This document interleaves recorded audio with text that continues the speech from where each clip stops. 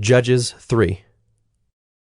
Now these are the nations that the Lord left to test Israel by them, that is, all in Israel who had not experienced all the wars in Canaan. It was only in order that the generations of the people of Israel might know war, to teach war to those who had not known it before. These are the nations, the 5 lords of the Philistines, and all the Canaanites, and the Sidonians and the Hivites who lived on Mount Lebanon, from Mount Baal Hermon as far as Lebo Hamath. They were for the testing of Israel, to know whether Israel would obey the commandments of the Lord, which he commanded their fathers by the hand of Moses. So the people of Israel lived among the Canaanites, the Hittites, the Amorites, the Perizzites, the Hivites, and the Jebusites.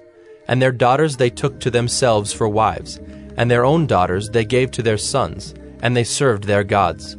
And the people of Israel did what was evil in the sight of the Lord.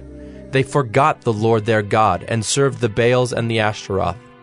Therefore the anger of the Lord was kindled against Israel, and he sold them into the hand of Cushan-Rishathaim, king of Mesopotamia. And the people of Israel served Cushan-Rishathaim 8 years. But when the people of Israel cried out to the Lord raised up a deliverer for the people of Israel, who saved them, Othniel the son of Kenaz, Caleb's younger brother. The Spirit of the Lord was upon him, and he judged Israel. He went out to war, and the Lord gave Cushan-Rishathaim, king of Mesopotamia, into his hand. And his hand prevailed over Cushan-Rishathaim. So the land had rest 40 years. Then Othniel the son of Kenaz died, and the people of Israel again did what was evil in the sight of the Lord. And the Lord strengthened Eglon, the king of Moab, against Israel, because they had done what was evil in the sight of the Lord.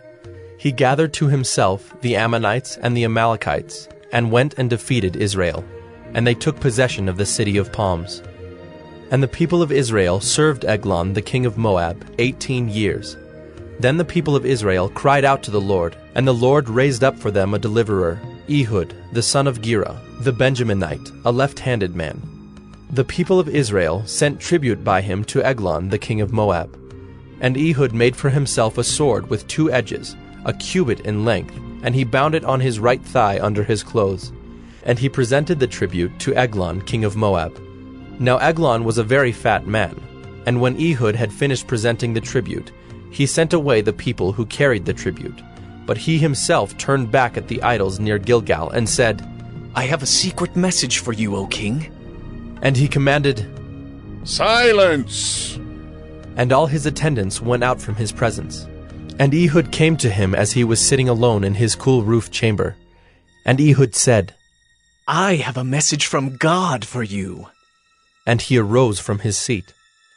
And Ehud reached with his left hand, took the sword from his right thigh, and thrust it into his belly.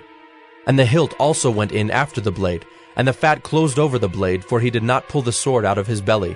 And the dung came out. Then Ehud went out into the porch, and closed the doors of the roof chamber behind him, and locked them. When he had gone, the servants came, and when they saw that the doors of the roof chamber were locked, they thought, Surely he is relieving himself in the closet of the cool chamber. And they waited till they were embarrassed.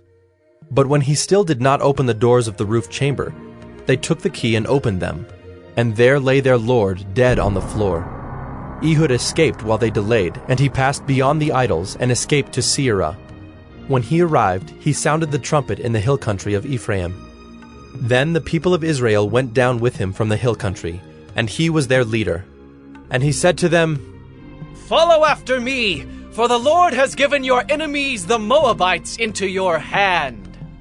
So they went down after him and seized the fords of the Jordan against the Moabites, and did not allow anyone to pass over.